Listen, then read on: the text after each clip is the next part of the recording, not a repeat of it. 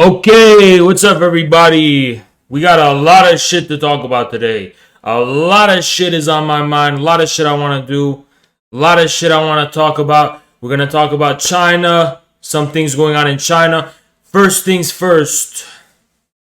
I got some stuff on my mind, that I was thinking about that I want to talk about.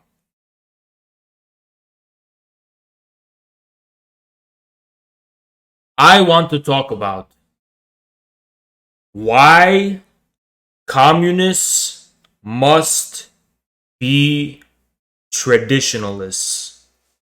A lot of people ask me, Haz, why are you so conservative? Why are you so traditionalist? What's this traditionalism? Why are you so conservative? Why do you believe in all these dumb traditions? Blah, blah, blah, blah, blah, blah. So I'm going to explain that to you. I've been watching Marco Polo, the Netflix show. Great show. But when I watch shows and shit, it gets me thinking. I start thinking about stuff, right? And I want to really talk to you guys about something. I also want to address a lot of these smart intellectuals who don't see any significance in the debate bro culture and the rhetoric and the sophistry, because I was really thinking, right? So let me tell you something what happened, right? So I saw this video that Coconut Island, the Vaush channel, shared. And it got me thinking. It got me thinking about narratives. I've been talking about narratives a lot, right? And it's something I've been struggling with a little bit, even though I shouldn't because I should know better. But it's really been getting me thinking, right? So Vaush has a copium narrative. Well, this is the general narrative. So look at this title. Vaush reacts to infrared molding after losing to a debate to Ahrelevant. And then the description goes, molding after losing debate to Ahrelevant, he screams for a while, then tries to cope and blames John Zerka for why he lost the debate. And it got me thinking, right?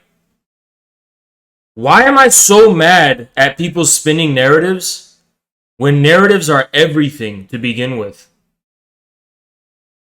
Narratives are everything to be. You can't bitch about narratives because narratives are everything. I did dislike it because I saw it. I got pissed. I was like, what the fuck is this? Because they made it seem like there's so many ways you can break down the narrative manipulation, but it's not intentional. This is just how they spun it, right? And it's kind of my fault because I wasn't thinking about narratives. They're making it seem like I got mad because I was losing to him. I guess he's smarter than me and more knowledgeable, so I lost to him in a debate. And then I got mad, and then I coped, and then I blamed Zerka for losing. So, there's so many facets to it, right? First, I lose and get mad, and the reason I'm mad is because I lost the debate. And then me getting pissed at Zerka only reinforces that narrative, right? But obviously you guys know that's not what happened, right? He got his ass whooped the whole fucking time for 6 hours. Then at the very, very end, the dude was annoying the shit out of me.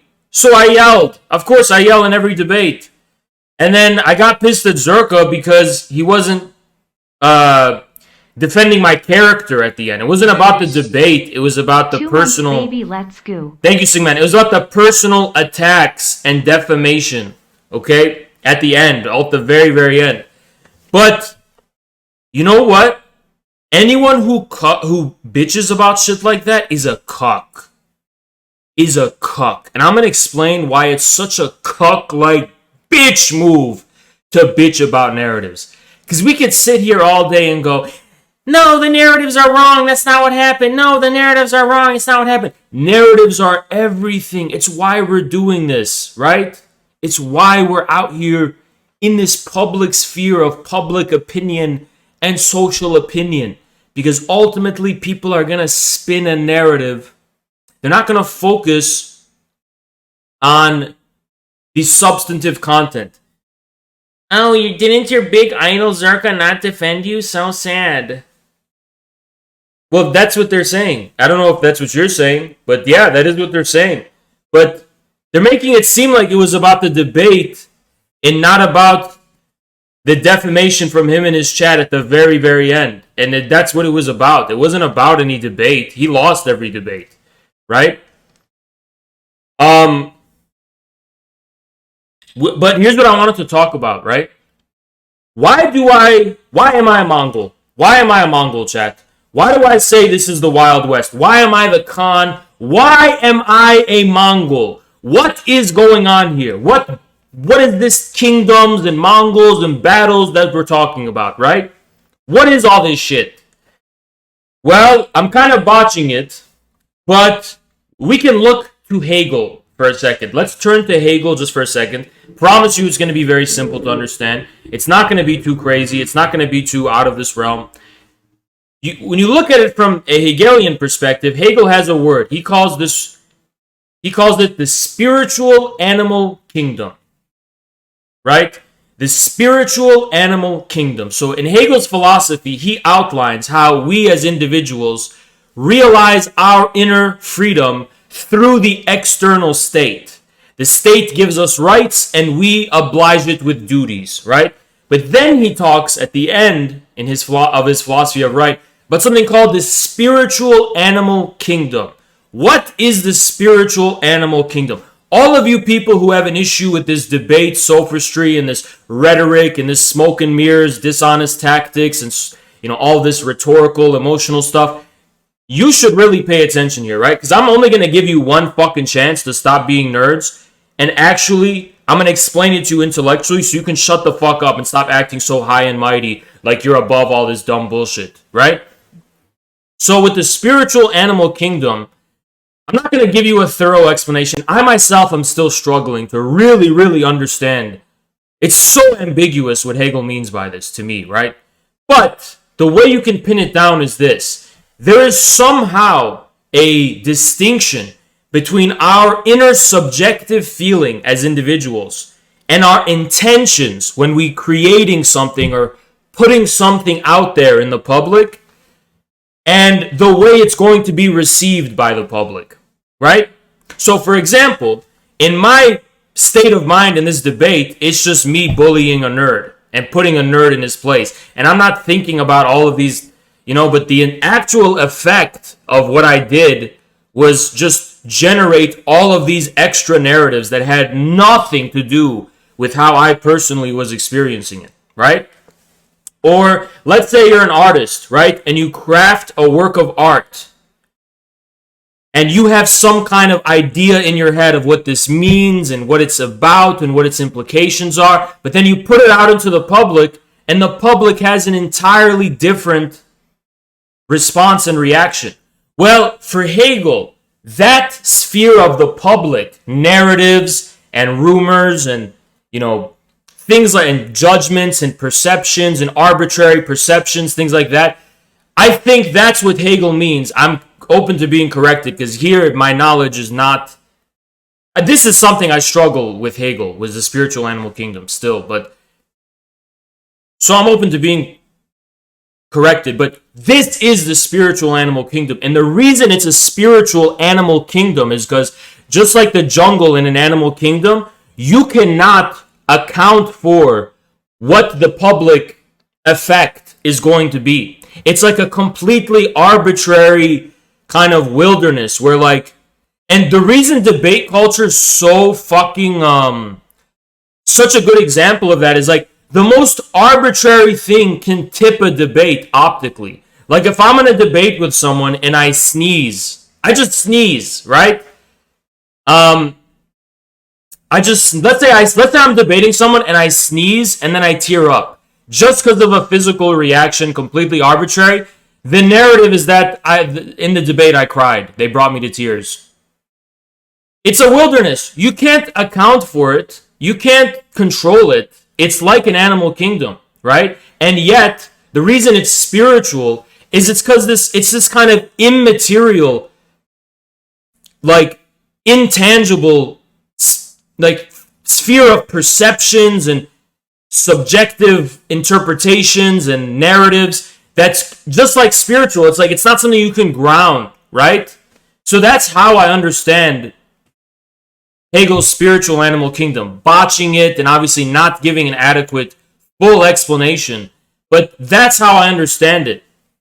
And, it really put me into perspective because I was watching the show Marco Polo and I was watching the wedding. I was watching them do the weddings. And I realized something that I've always known is that, a good way to explain this to you guys, and this is what gave me the idea to explain it to you, of why traditionalism is so important, is because what do you think traditions are meant to account for? Do you think traditions are about your subjective feeling as an individual? No. That doesn't matter. You can feel whatever you want. Traditions are meant to describe and to give form, to give the form to this wild kingdom of just arbitrary public perceptions, honor and shame. Like the reason why, for example, virginity is important in marriage, right? In traditional societies. It's not because of the subjective aspect. Of course, from that perspective, who cares, right? Nothing matters. It's just what is the public saying about you, right? Marriage is a way to maintain your honor in this face of the public sphere. And you can say, I don't care what the public thinks all you want, but that's still what's going to define you.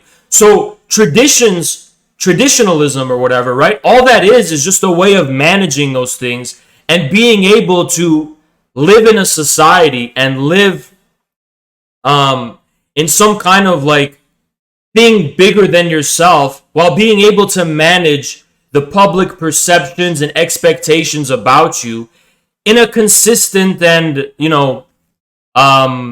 familiar way, right? And it's also a source of great dignity because not only is it about what you're doing and what the people around you involved with you are doing, it's about how you validate yourself in the social realm.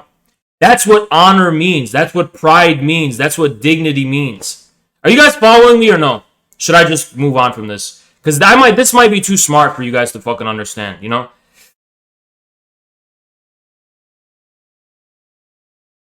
Like a lot of people respond to traditionalism. For example, this has come to totally arbitrary wedding practices. And they're just like, hey, this is stupid. This is like superstition. Why do we have to, pour milk into a bowl and drink? Why do we have to do all these dumb things that, it doesn't even make sense?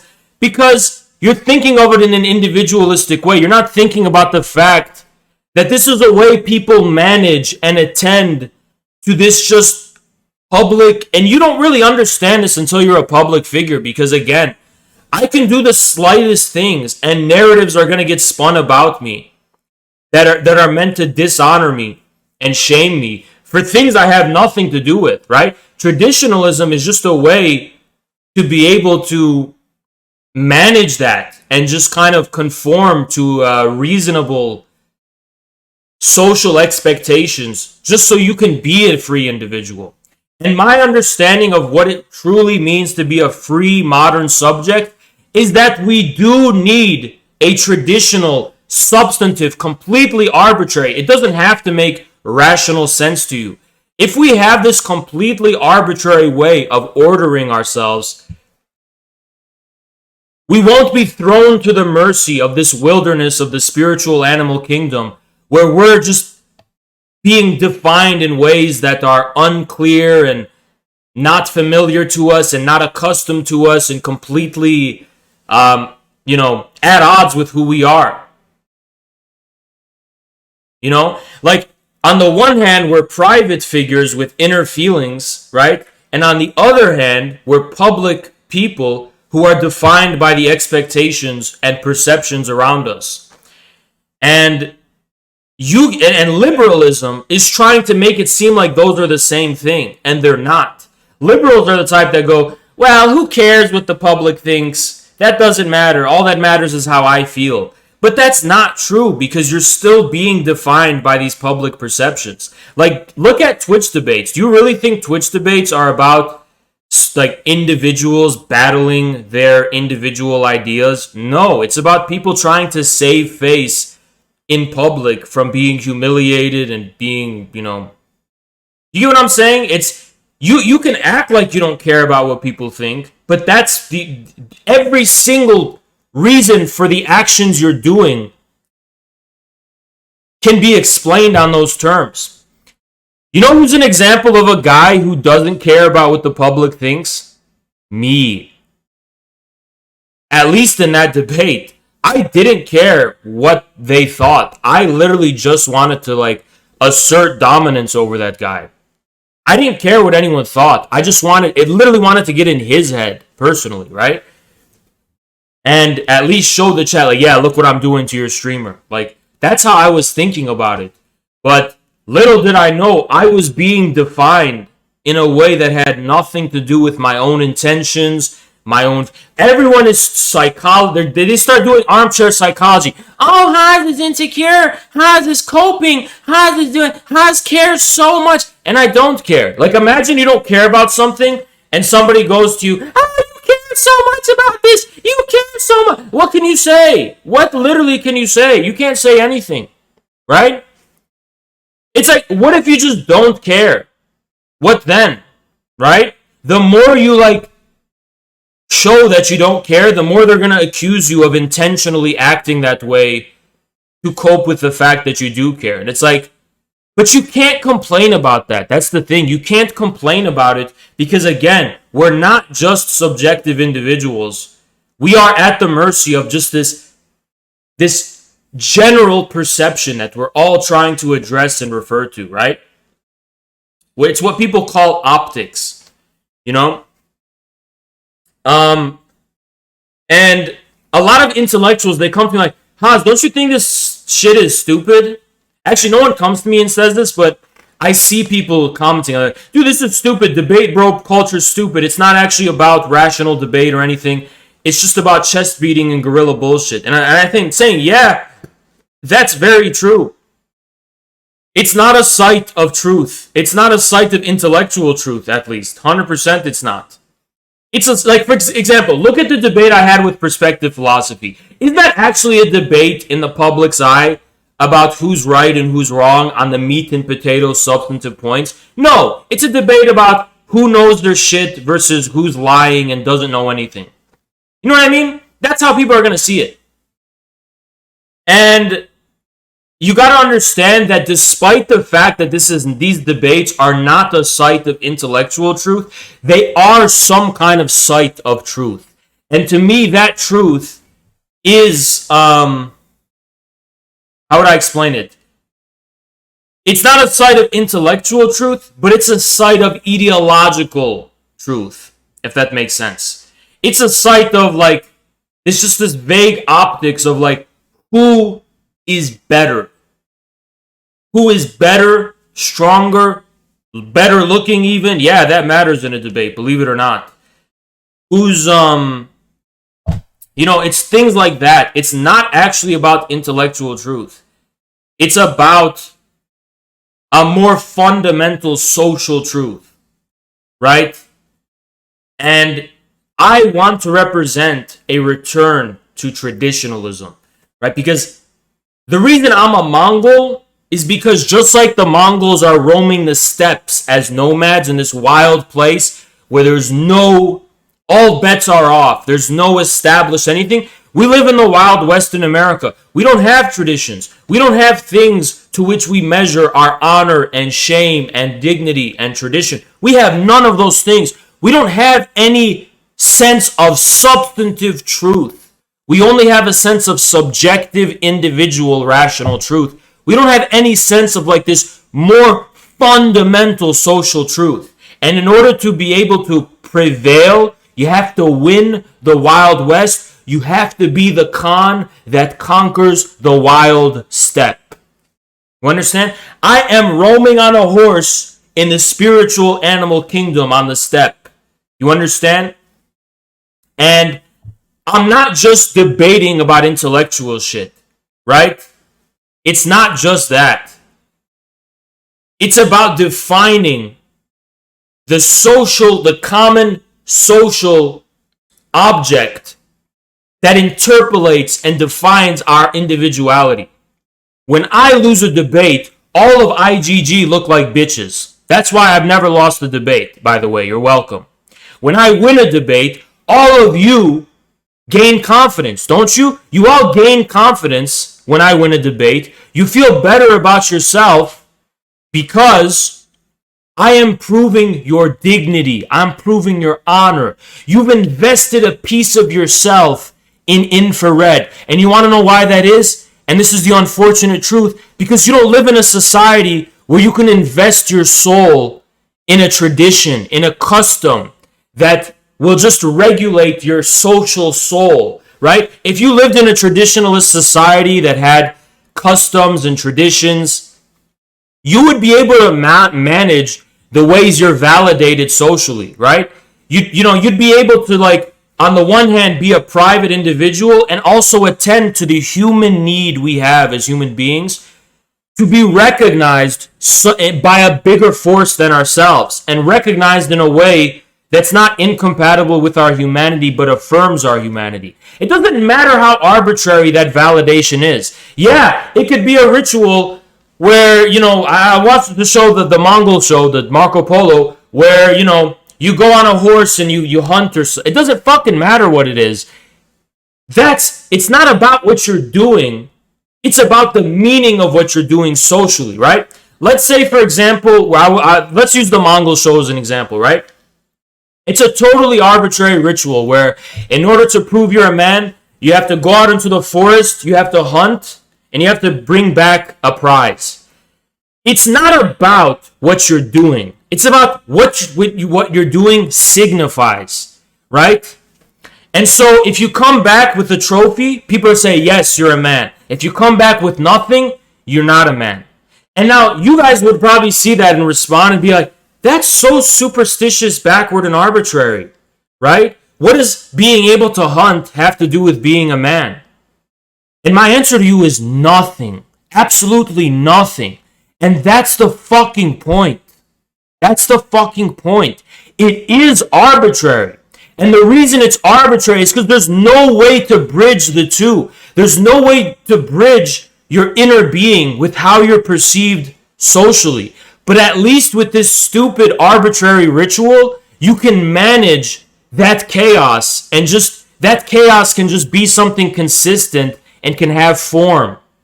Does that make sense to you? Like, what does me being mad in the debate with Ahrelevant have to do with who won the debate? Nothing. It's a totally arbitrary discontinuity. It doesn't have what I feel and my intention and my subjective whatever doesn't matter. What matters is the narrative that's being defined. And when it comes to these seemingly arbitrary traditional rituals, the only difference is that at least we can just be familiar with these things and know them and be kind of comfortable with them, instead of leaving it to the wilderness where we don't know, right? Now, dude, imagine, for example, you get framed and accused of something you didn't fucking do. And that ruins your image socially. You have no way. It's like, you know what's fucked up about America? It's like, America's a place where we have only two choices. We either become celebrity superstars who are loved and adored by everyone and are gods, or our image is smeared and tarnished, and you're like the worst piece of shit ever. Or you linger in this lonely place where you're not being validated in a social way whatsoever. And unfortunately, that's where a lot of you are on Twitch. That's where the Twitch viewers are. They're just in this place where they're not getting any attention from society at all. And they have no way of defining themselves. So they have to define themselves through streamers and through personalities that will interact with them and will recognize them, right? Traditionalism, as arbitrary and meaningless as those customs and rituals are, they are a way to affirm and kind of come to an understanding with the way in which we are being defined externally in a way that we cannot control. Like, yes, it's arbitrary. Like, marriage, think of an arbitrary marriage ritual where, like, the husband has to, I don't know, I'm going to just make some shit up. Let's say there's a ritual where, like, when two people get married, the husband has to pick up the bride and just lift her like 5 times, 1, 2, 3, and do it 10 times, right? Or 11 times. It's totally arbitrary, right? It's totally arbitrary from a subjective point of view. But when you're doing that completely arbitrary custom that just doesn't make sense to you, you're fulfilling that chaotic external thing and you're addressing that. Something that's just beyond your control to begin with, right? Jason wants to debate you. I'll debate him tonight. I'll debate him right now if he wants. Isn't your whole argument right now that you need arbitrariness as the way to cope with reality? It's kind of like that, but I would go further and say the reason is because the reality is arbitrary anyway. And I'm going to be honest with you guys, I don't really believe that it's necessarily arbitrary. I think there is a deeper purpose and meaning to these seemingly arbitrary rituals, right? We just don't know them. But, you know, science does discover a lot of weird stuff about how these traditions that just don't make sense to us, they do things. They somehow do some magic that works. Whether it's psychological or even physiological, they do something, right? And this is what people are discovering with traditional Chinese medicine as well, is that this reality external to us seems totally meaningless and arbitrary. But these traditions and customs that human beings have had for thousands of years or whatever, they make it meaningful. It's our way of interacting with a seemingly meaningless reality in a meaningful way, if that makes sense, right? So that's something that's been on my mind and something I've been thinking about a lot.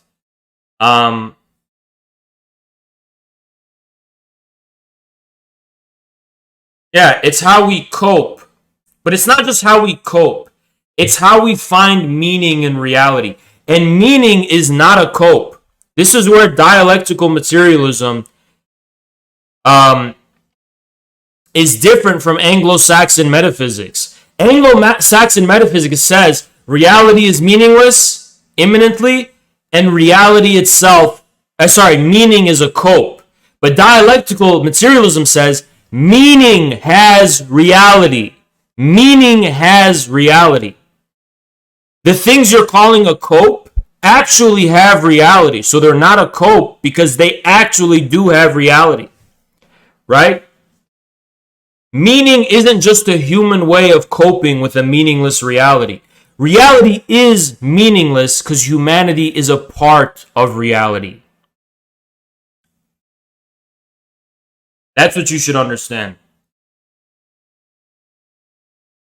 A lot of traditionalists get it wrong, right? A lot of traditionalists will say things like, we need to be more traditionalist because modern science says so. It's psychologically healthy and it's physically healthy. You're still a modern subject. The only true traditionalist is someone who is willing to acknowledge it may not make any rational sense, but it is still sacred and necessary because this is how we interact with the seemingly meaningless spiritual animal kingdom that nonetheless does define us. And if we don't have traditions, we're going to be confused about the various ways we're being defined objectively. For example, a good example of this, thank you, Anti-Anglo, is DGG. And if DGG are intellectual nerds, then they should be willing to hear me out when I'm trying to extend this to them so they can understand. I don't have a lot of faith or hope in them, but hear me out, right? Take cucking. Now, DGG people think cucking doesn't matter because at the end of the day, who cares, right? Who cares? Your girl's getting fucked by another guy. But if you think about it from an individualist perspective, all that's happening is that a penile organ is going into her vagina, and what? You own her? No, look, who cares? It's completely away from you, right? But what they don't understand is that even if you're ignoring the meaning of that, there is just this fundamental external perception that is still defining you. And it's defining the meaning of that in a way you can't control. Like, you will still be treated as a cuck by society, is what you don't understand. People will treat you differently. And it's not because they've internalized prejudices in their head. It's because unconsciously we are driven by these social laws and these social cues and these kinds of things that we don't even understand them, but we act in a way that we do, if that makes sense, right? Like, you can think there's nothing wrong with being a cuck because physically speaking, it's not an abomination to the universe as far as we know. I mean, we don't even know that. We don't even know if it's not, creating some horrible black hole or something. Maybe it is. But that's besides the point. Just because apparently there's nothing wrong with it from a rationalistic individual's perspective doesn't mean you're not foreclosing and ignoring how society is defining you, how the world is defining you, and how you are being defined, right? I mean, you can debate people on it all you want, but you're still going to be treated as a cuck and a little bitch. And the reason for that is because, again, there's a discontinuity between our subjective feeling and the conclusions we arrive at rationally and how we're being defined externally. You could say you don't care about society all you want, right? But at the end of the day, symptomally, it's going to define you. It's going to define who you are. And traditionalists are just people who want to be familiar with, who want to know, and who want to be harmonious with who they are. And who we are is not just we are individuals. We are also social beings who are defined by social perceptions. Sometimes the social perceptions can be wrong. I myself know that more than anyone, right? But that's just because at the end of the day, I am wagering that people will see the truth. Right? People will see the truth. And they will see it the way I'm seeing it. But of course, I'm proof that perceptions can be wrong, right? Why else would I continue to say that I won the Ahrelevant debate? Or why else would I continue to say that I won the Keith Woods debate, right? Even though the perception of a lot of people from those communities is not that, I insist that they're wrong because I believe, right, that I can prove socially, not just individually, socially that I was correct, at least in time. And all those DGG people are saying, no, Haz, what you're saying is a bunch of mumbo-jumbo superstition. What better, why did you respond to the Ahrelevant debate in the way you did? You made so many assumptions that had nothing to do with the actual rational content of the debate. You literally just spun all of these narratives that just had nothing to do with my psychological or emotional state or the content of what happened factually, right? So it's not based in facts and it's not based in my internal subjective emotional or psychological feeling.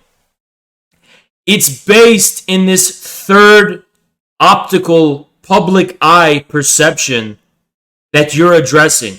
You're not actually addressing the debate. You're addressing the perception of the debate socially. When they say, "Hi, you took an L," I took an L before whom? I took an L before what Lacan calls the big other. This undefinable other, this third other who's not an actual other person, but is the big other of society, right? And it's a spiritual animal kingdom because we are going to be defined in the eyes of the big other, and what's going to tip it is arbitrary, right? What's going to tip that is totally arbitrary.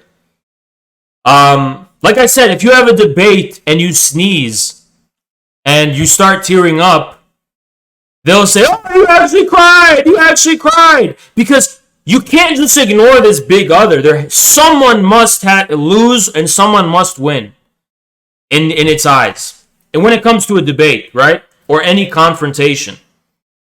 And you know, another way I think about this is, a good example of this, if you're not following me with this whole debate shit, think about a UFC fight or a boxing fight, especially with Logan Paul or Jake Paul.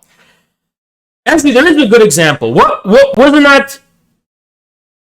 It was McGregor's recent fight. Let me explain to you McGregor's recent fight. The UFC fight. So, this might not be a good example. So both of these people are going into the fight. And no one knows. Look, as much as you like to rewrite history and pretend you knew all along who the winner truly was, you didn't know who that winner was going to be. And in a fight, right? A fight is arbitrary. Meaning, a fight has nothing to do with how each person feels. It has nothing to do with their intentions. It has nothing to do with anything you can explain rationally. The dude slipped on his fucking leg in that last fight. He just slipped. A total accident. And because of that, he lost. But not only did he lose the fight technically, he took a fucking L for that. On something totally arbitrary. The dude just slipped and fell on his back, made a mistake, and all of a sudden, the other guy's the champion and he's the loser. Even though this was something that had nothing to do with their subjective states and their intentions, the other guy was proven the champion. And you retroactively see him as the champion. Why do you think women go with winners? Women go with winners because they want to see who is chosen before God. They don't want to see who is chosen according to, like, who has the most logical, sound arguments. They want to see who is chosen before God in society as the champion. And they don't know who that's going to be before the fight. And whoever wins that fight, they're going to go with that guy and say that the whole time they knew it was him, even though they didn't know. They didn't know who it was going to be. If the other guy won, they would have gone with him, right? That's how I interpret Hegel's spiritual animal kingdom. It's this difference between our mental states as individuals and the public perception, right? When you, it might have been Dustin. I don't know who slipped and fell in that UFC fight. I'm pretty sure it was McGregor, right? That's how I remember it. I remember it being McGregor. I could be wrong. But,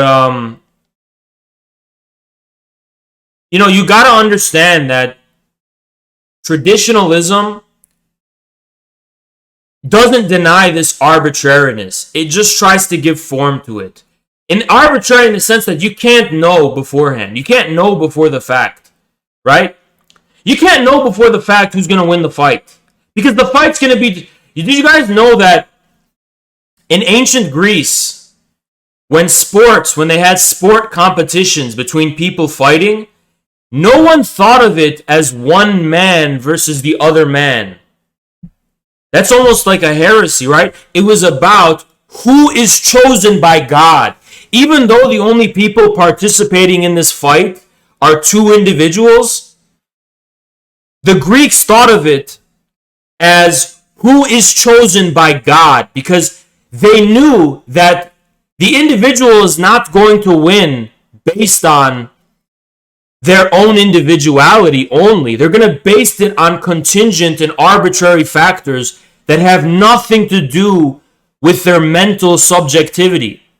And that's why in the past, when a champion won, a champion says, I was favored by the gods. Or they said, Alhamdulillah, I was favored.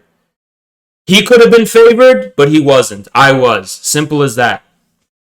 But the reason our society is so fucked up and how much UFC has been turned into a celebrity sport is that when someone wins, they don't go, Alhamdulillah, I was chosen by God. I am an ant before God. God just chose me. It wasn't because of my individuality. It wasn't because I'm a God. It's because God chose me and that's it. They say, I am a God. I won because I am a superior being. I am the God. And that's how they, literally that's what WWE is about, where they fucking rehearse that. But it's almost like people literally see it that way. They literally think that these fighters are winning solely because of their own individuality and not because of factors outside of them. But you know why Khabib is probably like the best fighter in the UFC? Because of Khabib's religious devotion, he doesn't believe he's God. He really does believe, Khabib really does believe that it is by the fortune of God, of Allah for him, right? Something totally arbitrary and outside of his will that ultimately allows him to be the best he can be.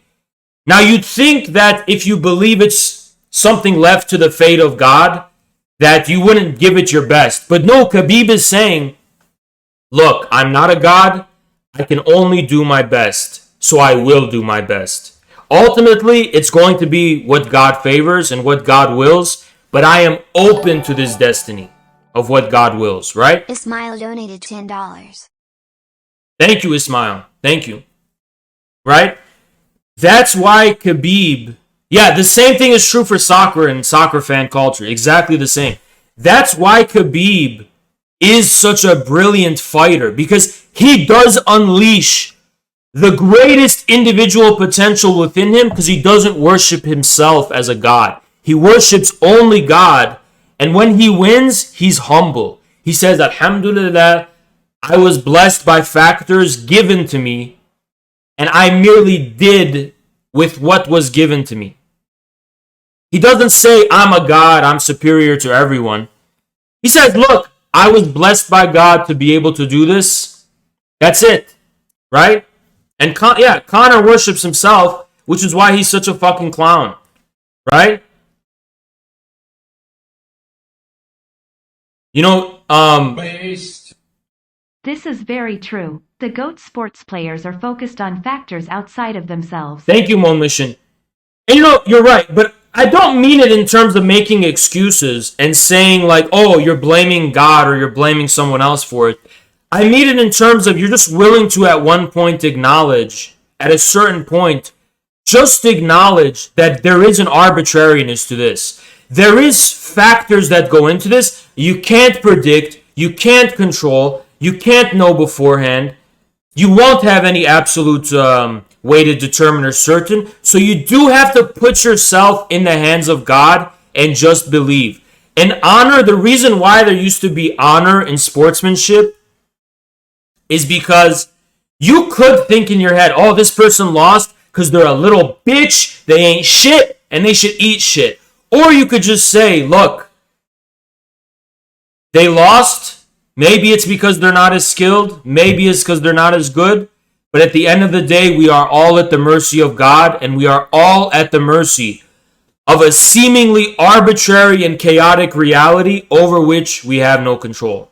So that's why there's honor. The reason there's honor is because you're just mutually acknowledging it. Yes, like astaghfirullah, there's just this destiny is mysterious. You just don't know what's going to happen. Imagine you lose your family in a car accident. What's the meaning of that? Right? Imagine you lose your family in a car accident. You lose a loved one to something that just seems so, or you lose your family to cancer, right? To a disease that's incurable. Part of humanity and human honor begins when we mutually recognize with one another that we are at the mercy of a destiny. We are at the mercy of an arbitrary reality. That it's not your fault and it's not my fault. This reality is just beyond us. Traditionalism is just about the form of acknowledging that. It's just the form of that acknowledgement. All of these seemingly arbitrary, meaningless rituals you do, It's not because it has to make sense to you, or it has to be, rational to you, or it has to serve a utilitarian purpose. By the way, utilitarianism is fucking Satanism. Utilitarianism is fucking Satanism. And I'll explain why. It may not have any utility to you, but you observe it and you respect it because you're paying tribute to this reality, this divine reality, or this... Napoleon_Bonaparte donated $3. I'm back from the island of Elba.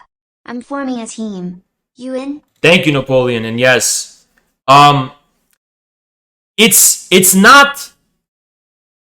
It's you acknowledging, it's you paying tribute and acknowledging this seemingly arbitrary reality that you are at the mercy to. And it's a way of finding meaning in that reality. It's not just a cope for death, okay? Or a cope for anything. It's not just a cope. Yes, it does help us cope with reality, but it's also about making intelligible this arbitrary reality. It's how an arbitrary reality becomes meaningful, right? Modern science wants to teach you that arbitrary reality becomes meaningful through natural scientific method and precision and that's not true. That is not the only way. That's not even a way to make reality meaningful, by the way, because it doesn't address meaning. All it does is produce results.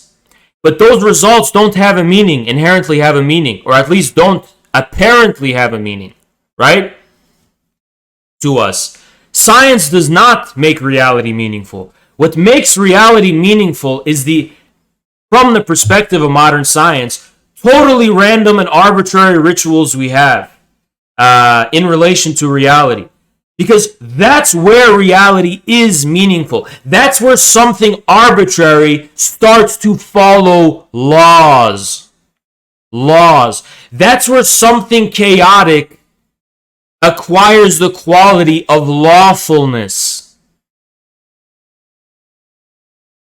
When you have a marriage ceremony and you're observing and obeying all of the rituals of the marriage, you are participating in the lawfulness of this external, otherwise chaotic, arbitrary reality. The reality does have meaning, but you discover that meaning first by humbling yourself and having the humility to recognize that its laws do not obey your immediate wants. The reason utilitarianism is fucking Satanism it's because when you treat all and you reduce all meaning and truth and morality to a question of utility and the utility of whether they satisfy your immediate wants and desires, is because you're elevating your wants and desires to the status of God.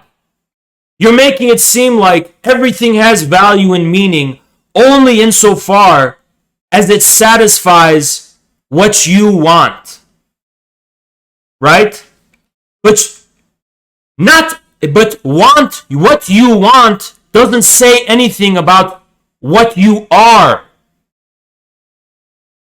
What you are, what your being isn't determined by what you want. Right?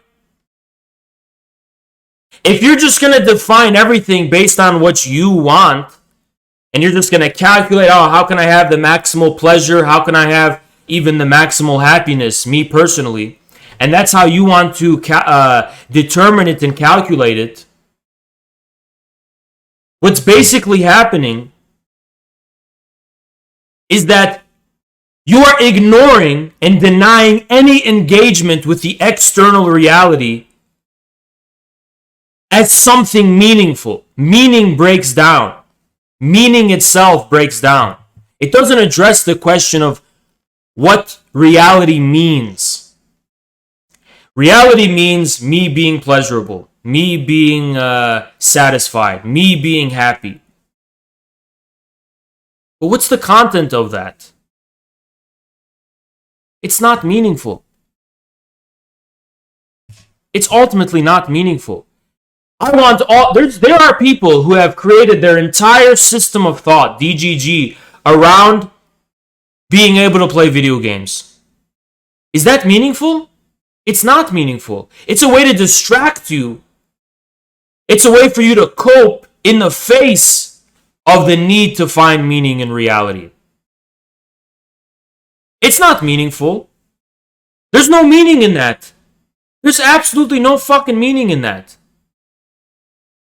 It's a pure cope.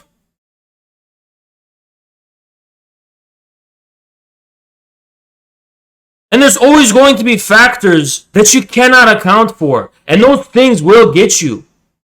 In the utilitarian system, right? You're going to be caught by surprise by factors you cannot control and you just cannot account for. And those are going to humble you. Trust me, they will. It'll come one form or another. But you cannot maintain that. Jason Unruhe's in the Discord. Okay. Should I just drag him up now? I wanted to check the Reddit and stuff first, but I could drag him up now if he wants. I can debate him right now.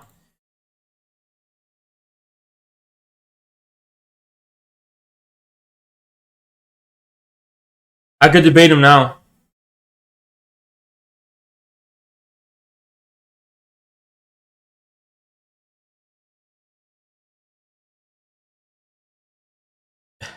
I guess my point when it comes to utilitarianism and my critique is when you don't account for the ways you're being defined by reality, they are going to be a problem and they're going to be an obstacle in the fulfillment of your utilitarian aim, which is pleasure or whatever, and you're not going to be able to eliminate it in a utilitarian way, so to speak.